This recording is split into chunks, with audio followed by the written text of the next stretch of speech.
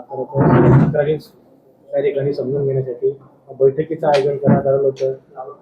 अनेक ग्राहक होते त्या ठिकाणी, त्यांनी तक्रारीचा पाढा वाचलेला आहे। आपण त्या ठिकाणी अधिकाऱ्यांना गंभीर देखील दिलेली आहे, काय सांगा? नाही, मी खरं म्हणजे आम सभा ज्या अनेक या मतदारसंघाच्या झाल्या, त्या आम सभेमध्ये जर आपण पाहिलं तर जे 15, 20, 25 डिपार्टमेंट आहेत, त्या प्रत्येक डिपार्टमेंटच्या 20% मीटिंगा आटोपतात आणि 80% वेळ हा फक्त MSCB वर जातो। त्याच्यामुळे आम सभा न घेता एकमेव फक्त MSCBच्या संदर्भात आजची ही मीटिंग झाली। त्या मीटिंगमध्ये थेट लाईनमन पासून तर एक्झिक्युटिव्ह इंजिनियर पर्यंतचे सगळे अधिकारी कर्मचाऱ्यांना बोलवलं। पाचोरा आणि भडगाव तालुक्यातले सगळे ग्रामपंचायतीचे सन्माननीय सरपंच असतील, जबाबदार लोकप्रतिनिधी असतील, कार्यकर्ते असतील किंवा शेतकरी बांधव असतील, ह्या सगळ्यांना आव्हान केलं आणि आजची ही जम्बो मीटिंग म्हणजे सकाळी 11 वाजेपासून तर जवळपास 2:30 वाजेपर्यंतची ही मीटिंग पार पडली। ह्या मीटिंगमध्ये प्रचंड अशा समस्या या निश्चितपणे MSCBच्या समोर आल्या, परंतु ह्या मीटिंगमध्ये जवळपास 75% अधिकारी हे नवीन बदलून आलेले आहेत। त्याच्यामुळे त्या अधिकाऱ्यांना अजून पूर्ण मतदारसंघाची पार्श्वभूमी माहीत नसल्यामुळे आपण त्यांना जास्त धारेवर धरू शकलो नाही, परंतु या मतदारसंघातल्या तमाम ग्राहकांच्या ज्या ज्या काही समस्या आहेत किंवा ज्या माझ्या निदर्शनास आलेल्या आहेत, या सगळ्या समस्या त्यांच्यासमोर आपण मांडलेल्या आहेत। आपण अपेक्षा करू त्यांना 8 दिवसाची मुदत दिलेली आहे, कारण त्यांनी अजून पूर्ण क्षेत्रच पाहिलेलं नाही। जेवढा परिसर आहे तो अजून त्यांना माहीत नाही। सगळ्या अधिकारी कर्मचाऱ्यांच्या एकमेकांच्या सुद्धा अजून ओळख्या नाहीत। त्याच्यामुळे आज त्यांच्याकडून अपेक्षा करणं चुकीचं होतं, परंतु त्यांना 8 दिवसाची आपण वेळ दिलेली आहे। पुढच्या सोमवारी ज्या हजारो तक्रारी लोकांच्या आल्या, त्या सगळ्या तक्रारींचं निवारण करून नेमकी काय परिस्थिती याचा लेखाजोखा ते येणाऱ्या सोमवारी माझ्यासमोर मांडतील। खरं तर या सभेमध्ये खरं तर स्मार्ट मीटर विरोधामध्ये नागरिकांचा मोठ्या प्रमाणावर रोष त्या ठिकाणी बघायला मिळाला। आपली काय प्रतिक्रिया द्यावी?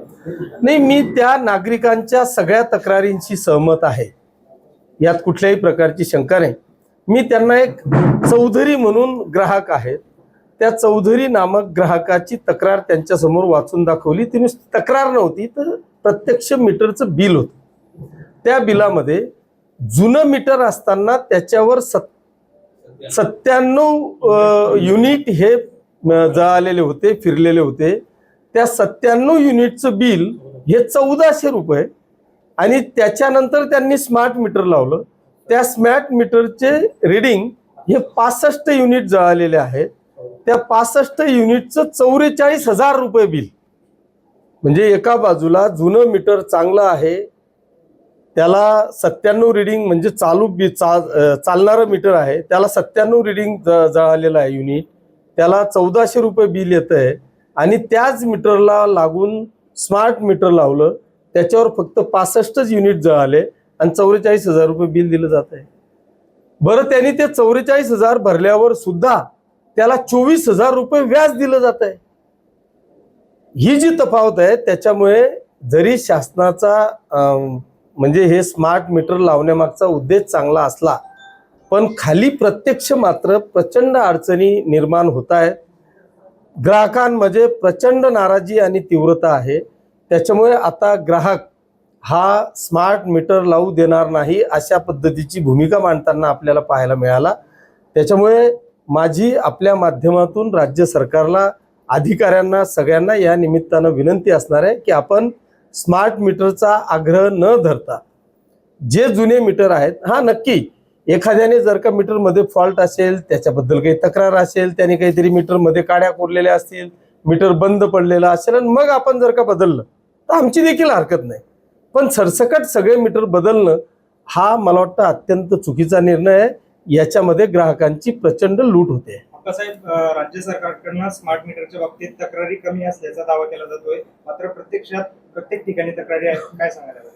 नाही, राज्य सरकारचं म्हणणं अगदी बरोबर आहे। माननीय मुख्यमंत्री महोदयांनी आपल्या भाषणातून त्या पद्धतीने संपूर्ण राज्याचा लेखाजोखा देखील दिला। म्हणजे जवळपास 1.5 करोड स्मार्ट मीटरची लावलेले असताना फक्त राज्यामधून 250 तक्रारी आलेल्या आहेत. याचं कारण असं आहे की तक्रारदार फक्त ओरडतोय, लेखी स्वरूपात त्यांनी महावितरण कंपनीकडे तक्रार केलेली नाही हे स्पष्ट होते आहे. म्हणून मी आज देखील म्हणजे शेकडो लोक माझ्याकडे येऊन ते फक्त बिलं दाखवत होते. मी त्यांना आव्हान केलं की बाबा तुमचे बिलं आले, हे तुम्ही जे दाखवलं त्याच्यात 100% तथ्य आहे, परंतु तुम्ही या संदर्भात लेखी तक्रार द्यावी, अशा पद्धतीचं मी आव्हान केलेलं आहे.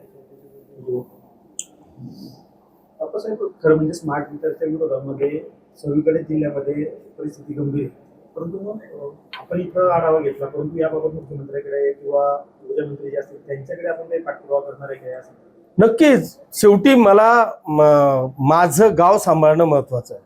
माझ्या मतदारसंघातल्या आलेल्या तक्रारदारांच्या तक्रारींवर म्हणजे त्यांना न्याय मिळवून देणं महत्वाचं आहे. त्याच्यामुळे त्यांच्या प्रचंड तक्रारी आलेल्या आहेत. ह्या तक्रारींना अनुसरून मी येणाऱ्या काळामध्ये म्हणजे पुढच्याच मंगळवारी, पुढच्या सोमवारी मी निश्चितपणे या मतदारसंघातल्या सगळ्या तक्रारदारांच्या तक्रारी घेऊन माननीय ऊर्जा मंत्री तथा या राज्याचे मुख्यमंत्री आदरणीय देवेंद्रजी फडणवीस साहेब यांच्या पुढे ते निवेदन करणार आहे. आपण खरं म्हणजे या ठिकाणी ज्यावेळी शेतकरी किंवा इतर ग्राहक व्यथा मांडत होते त्यावेळी आपण प्रचंड संतापल्याचं बघायला मिळालं. आपण ठेकेदाराला आपल्या स्टाईलमध्ये जे काही बोलायचं होतं ते देखील काय सांगा? ही वस्तुस्थिती आहे. राज्य सरकारचा किंवा महावितरण कंपनीचा ऊर्जा विभागाचा हेतू स्पष्ट आहे. त्यांनी ह्या शेतकऱ्यांच्या किंवा राज्यातल्या सगळ्या ग्राहकांच्या तक्रारी निवारणासाठी जे जे करता येईल ते करण्याचा प्रयत्न करताय. पण 4-4 वर्ष टेंडर देऊन कॉन्ट्रॅक्टर जर का काम करत नसेल तर याला जबाबदार कोण आहे? म्हणजे 4-4 वर्ष पोल उभे आहेत, तारा जोडलेल्या नाहीत. 4-4 वर्ष ट्रान्सफॉर्मर मंजूर आहे, ट्रान्सफॉर्मर जोडला जात नाही. 4-4 वर्ष तारा बदलण्याचे निर्णय घेतलेले आहेत, पण ते तारा बदलत नाही. अशा पद्धतीने म्हणजे आता तर हाईट झाली की महावितरण कंपनीचे ट्रान्सफॉर्मर चोरीला जातो. माझ्याकडे ट्रान्सफॉर्मर, गाळणला ट्रान्सफॉर्मर चोरीला गेला, त्याची FIR दाखल आहे. मग याला जबाबदार कोण आहे? याला जबाबदार फक्त चोर नाही, नुसती FIR दाखल करून चालणार नाही. तर याच्यावर संबंधित अधिकारी जो त्या सबस्टेशनवर ट्रान्सफॉर्मर असेल ज्या सबस्टेशनवर, त्या सबस्टेशनच्या अधिकाऱ्यावर सुद्धा गुन्हा दाखल झाला पाहिजे. MSCBच्या म्हणजे महावितरण कंपनीच्या अधिकारी कर्मचाऱ्यांच्या संगनमताशिवाय कुठलाही चोर हा वरच्या तारा किंवा खालचा ट्रान्सफॉर्मर हा चोरी करूच शकत नाही, हे माझं ठाम मत आहे. आपण जर पाहिलं तर नागरिक जे आहेत ते सातत्याने तक्रार करतात. आता तुम्ही सुद्धा महावितरणच्या अधिकारी असेल, कर्मचारी असेल, त्यांना सूचना दिलेल्या आहेत. मात्र अशा पद्धतीने जर पुढे असंच चालू राहिलं तर तुमची भूमिका काय असेल? कारण महावितरणची अनास्था आपल्याला दिसून आली आहे तक्रारीच्या माध्यमातून. नक्की मी आपल्याला सांगतो, मला 12 वर्ष आमदार होऊन झाले. मी सुरुवात करतानाच अशी केली होती की 12 वर्षापूर्वीची असलेली महावितरण कंपनीची परिस्थिती आणि आत्ताची परिस्थिती, एक आमदार म्हणून जनतेचे प्रश्न सोडवण्याची जरी जबाबदारी माझी असली तरी महावितरण कंपनी असेल किंवा MSCB असेल याची नेमकी काय परिस्थिती हे जाणून घेण्याची सुद्धा जबाबदारी ॲज अ आमदार म्हणून, लोकप्रतिनिधी म्हणून माझी आहे. मी 12 वर्षापूर्वी जेव्हा सगळा आढावा घेतला त्यावेळेस या पाचोरा आणि भडगाव मतदारसंघामध्ये भडगाव तालुक्यात अशी परिस्थिती होती की 132 kVAचं सबस्टेशनच नव्हतं. हा कदाचित महाराष्ट्रातला एकमेव तालुका असेल.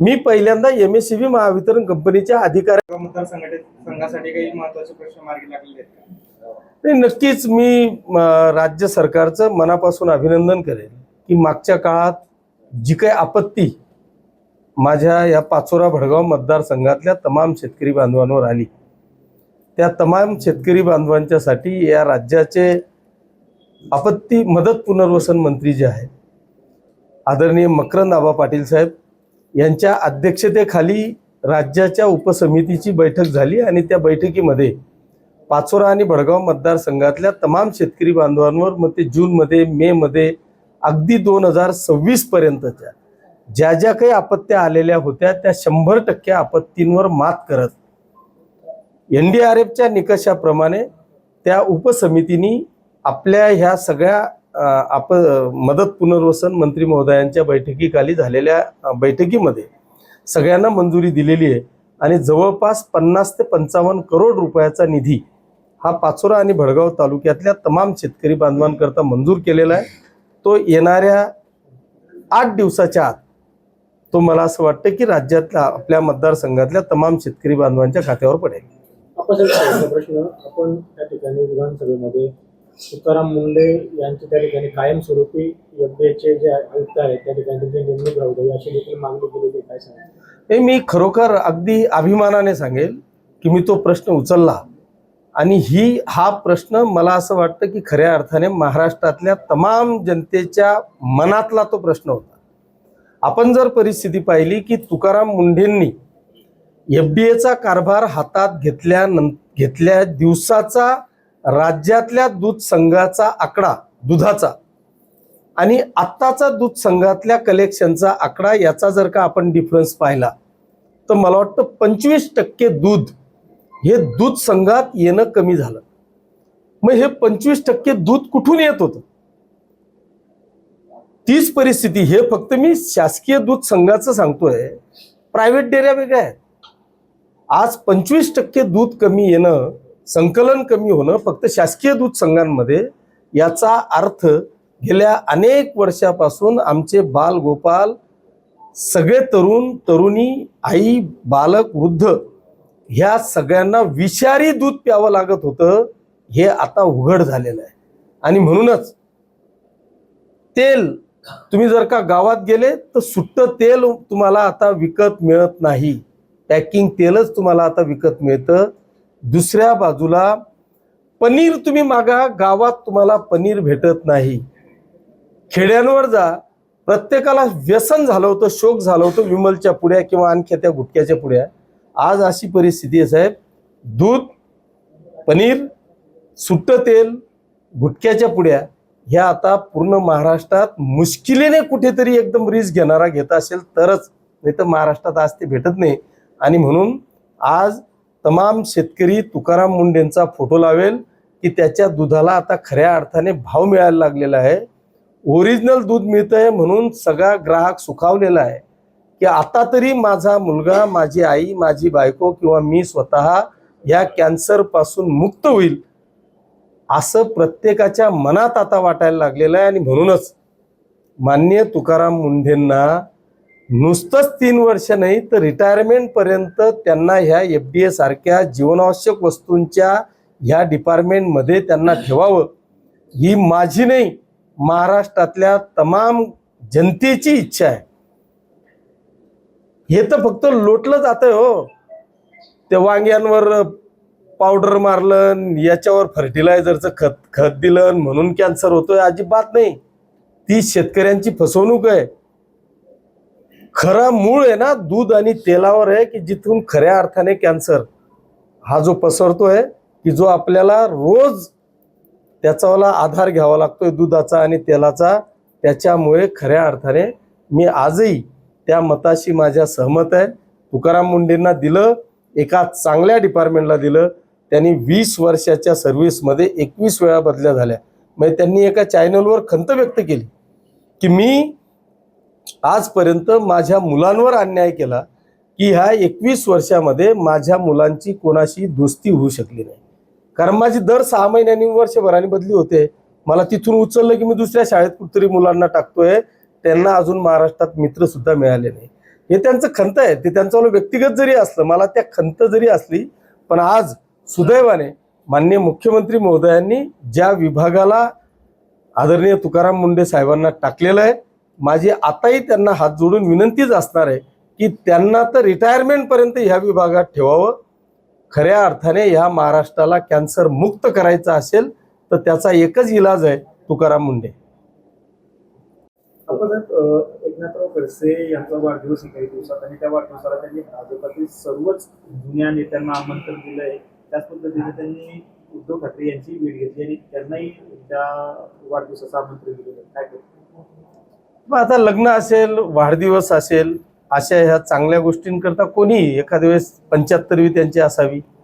आता ही वाढदिवस साजरा करण्याकरता जर का त्यांनी आमंत्रण दिलं असेल तर आनंदाची गोष्ट आहे, त्याच्यात मी काय प्रतिक्रिया देणार. आपल्याला आलंय का? अजून तर काही आलं नाही, आम्ही लोकलचे आहेत, ते नुसतं फोन करून दिला तरी चालले जाऊ आम्ही. निमंत्रण भेटलं तर झालं का?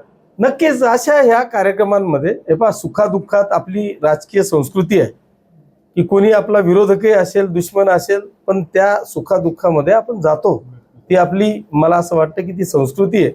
त्याच्यात जाणं म्हणजे पक्षात काहीतरी आपसात काहीतरी आहे असं जे काही मत असेल तर ते मला वाटतं चुकीचं आहे. निश्चितपणे जर आमंत्रण आलं तर नक्की जाऊ. त्यांकडून हे सगळे प्रश्न समजून घेतले की हा जो सगळा उपद्व्याप किंवा लोकांचा जो त्रागा आहे, शेतकऱ्यांचा, ग्राहकांचा जो त्रागा आहे, हा आपल्याला संपवण्यासाठी काय करावं लागेल. त्यांच्याकडून हे सगळे जेव्हा विषय मी समजून घेतले, त्या दिवसापासून MSCBच्या कामाला लागलो. आपण 132चं भडगावला उभं केलं. त्याच पद्धतीने 33-11चे जवळपास पाचोरा आणि भडगाव मिळून 7 ते 8 सबस्टेशन आपण उभे केले. मग आता एवढं सगळं करूनही विजेचा लपंडाव का होतोय, ह्या ज्या काही सूचना आहेत त्या सगळ्या सूचना आपण आजच्या ह्या मीटिंगमध्ये दिल्या. मला असं वाटतं की आता इन्फ्रास्ट्रक्चर आपलं बऱ्यापैकी उभं राहिलेलं आहे.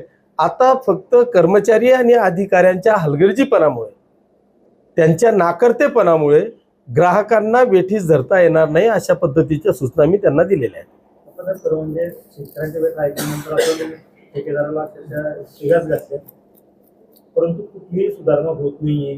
तर मग आता पुढे कसं नियोजन असणार सर? नाही, मी इन्फ्राचे जे एसी आहेत जळगावचे, त्यांना मी भर सभेमधूनच फोन लावला आणि इन्फ्राच्या एसींना या सूचना केल्या की 3 वर्ष झाले, तुम्ही त्यांना नोटीस दिली, त्यांना अजून काय कारवाई करायचा इशारा दिला आणि त्यांनी तसा प्रस्ताव मुंबई हेड ऑफिसला, इन्फ्राच्या हेड ऑफिसला त्यांनी पाठवलेला आहे.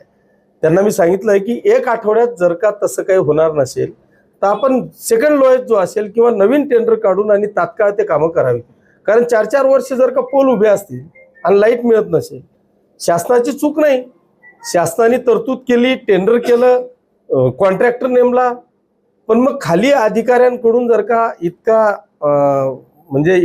हलगर्जीपणा असेल किंवा त्या कॉन्ट्रॅक्टरकडून जर का काम होणार नसेल तर मग अशा लोकांना कामच देता का? बरं, ते कॉन्ट्रॅक्ट घेतात आणि सब कॉन्ट्रॅक्टर नेमतात, तो सब कॉन्ट्रॅक्टर पळून जातो. मग ही जी परिस्थिती आहे ही लक्षात आल्यानंतर या संदर्भातला सखोल मी पुढच्या सोमवारी, म्हणजे आज फक्त लोकांच्या, जनतेच्या, ग्राहकांच्या समस्या ऐकून घेतल्या, अधिकाऱ्यांना ती जाण करून दिली. पुढच्या सोमवारी याचा सगळा आढावा माझ्या समोर येणार आहे. तो आढावा घेऊन मी नक्कीच राज्याचे मुख्यमंत्री माननीय देवेंद्रजी फडणवीस साहेबांपर्यंत हा सगळा विषय पोहोचवणार. आपण जळगाव जिल्ह्यातला एक प्रश्न, एकनाथराव खडसे यांची पुन्हा घरी वापसीची चर्चा सुरू झाली आहे. नाही, मी त्यांची घर वापसी होणार असेल हा भाजपचा अंतर्गत विषय आहे. तो ना शिवसेनेशी संबंधित आहे ना माझ्याशी संबंधित आहे. महायुतीमध्ये येते. महायुतीमध्ये आलं तर आपण त्यांचं स्वागतच करू. पण आता खडसे साहेब मला असं वाटतं की बऱ्यापैकी म्हणजे फिजिकली थकलेले वाटत आहेत. आता आले नाही आले तर त्याचा खूप काही फरक पडेल असं मला वाटत नाही. गुलाब म्हणतायत की बंद पडलेला पिक्चर आहे, आता लवकर सुरू होईल. ते गुलाब भाऊंचा विषय गुलाब भाऊंजवळ आहे. मी असं पिक्चर, नाटक आणि सिनेमावर काही जास्त बोलत नाही. मी जी काय आहे ती वस्तुस्थिती सांगितली. फक्त गिरीश महाजन यांनी एक वक्तव्य केलेलं आहे, ज्यावेळेस 26 आगराचा हल्ला त्या ठिकाणी मुंबईमध्ये झाला होता, त्यावेळेस बातमी बघून मला देखील माझं रक्त म्हणजे उसळलं होतं आणि मी बंदूक घेऊन थेट मुंबईकडे निघालो होतो. नाही, तो गिरीश भाऊंचा स्वभावच आहे. तुम्ही जर पाहिलं तर त्यांना त्याच्याकरताच राज्य सरकारने आपत्ती व्यवस्थापन मंत्री केलेलं आहे. त्यांचा स्वभाव आहे की जिथे काही दुर्घटना घडली त्याच्यात सगळ्यात पहिले कोणी दिसत असेल तर त्यांचं नाव गिरीश भाऊ महाजन आहे. त्याच्यामुळे साहजिक आहे, तो स्वभाव आहे. 26 अकराला असं काही निघालं, माझ्याजवळ बी असती तर मी बी निघालो असतो, पण माझ्याजवळ तेव्हा रिव्हॉल्वरच नव्हती. आता जामनेर तालुक्यातल्या शिवसेना शिंदे गटाच्या पदाधिकाऱ्यांनी नुकतीच जिल्हा पोलीस अधीक्षकांची भेट घेतली होती. गिरीश महाजनांचे कार्यकर्ते शिवसेना शिंदे गटाच्या कार्यकर्त्यांना त्रास देतात अशी त्यांची तक्रार. आता ते आपसातले काही वाद असतील, पण जर का माझ्याकडे आले तर मी निश्चित गिरीश भाऊंच्या कानावर हा विषय टाकून शिंदे सेना किंवा शिवसेना आणि भाजपमध्ये कुठेही अंतर्गत वाद असणार नाहीत याची आपण नक्की काळजी घेऊ. आज उद्धव ठाकरेंनी एक पत्रकार परिषद घेतली आणि सोनम वांगचुक यांच्या आंदोलनाला पाठिंबा दिला आणि असं म्हटलंय की देशप्रेम जागा झाल्याशिवाय सत्ताधाऱ्यांना त्यांची जागा करणार, असं उद्धव ठाकरे.